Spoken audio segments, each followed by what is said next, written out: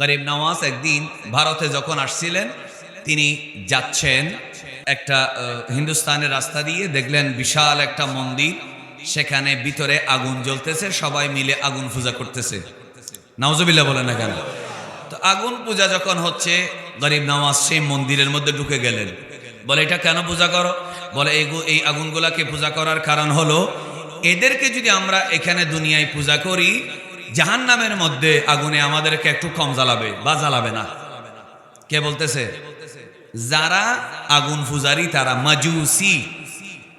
তখন হযরতে খাজা গরিব নওয়াজ বলেন, এই আগুনের এই শিখা অনির্বাণ বা শিখা চিরন্তন যেটা বলেন আর কি, এটার বয়স কত?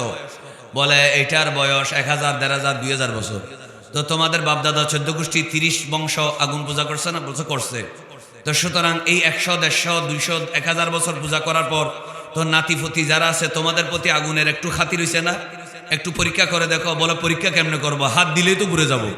তো গরিবে নওয়াজ রহমতুল্লাহ আলাইহি বললেন, তোমরা ভয় পাচ্ছ হাত দিলে পুড়ে যাইবা, অথচ 2000 বছর তোমাদের পূর্বপুরুষে এই আগুনকে পূজা করেছে।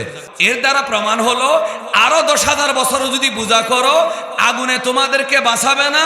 বাঁচানোর মালিক হচ্ছেন সে আল্লাহ, যিনি আগুনকে, পানিকে, জান্নাত এবং জাহান্নামকে পয়দা করেছেন। তখন তারা বলল, না আমরা এটা মানি না। তখন খাজা গরিব নওয়াজ বললেন, আমি তোমাদের মন্দির আগুন নিভাতেও আসি নাই, আমি মন্দিরের মূর্তি ভাঙতেও আসি নাই, শুধু বুঝাতে এসেছি, দাওয়াত দিতে এসেছি। আওয়াজ করে বলেন, দাওয়াত দেওয়ার দরকার আছে না নাই? তো হযরতে খাজা গরিব নওয়াজ রহমতুল্লাহ আলাইহি বললেন, তোমাদের চিন্তা যে ভুল, এটা আমি প্রমাণ করব। বলে, কেমনে? আপনি কি আগুন নিভে দিবেন? বলে, না, নিভাবো না। তোমরা 1500 বছর ধরে পূর্বপুরুষরা 30 পুরুষ 40 পুরুষ এই আগুন পূজা করেছো, কিন্তু তোমাদেরকে আগুনে জ্বালানোর থেকে বিরত থাকবে না। আর আমি মা উম্মুল ওয়ারা মাহেনুর, বাবা গিয়াসউদ্দিন, দুজনের দিক থেকে আওলাদ রাসূল হাসানি হুসাইনি হওয়ার পরেও আমাদের পূর্বপুরুষে কখনোই আদম থেকে এই পর্যন্ত কেউ আগুন পূজা করে নাই। তারপরও দেখবা আমি আগুনে হাত ঢুকিয়ে দেব, আগুনে আমার একটা ক্যাশ, একটা পশমও পুরাইতে পারবে না। একটু মহব্বতে বলবেন না সুবহানাল্লাহ?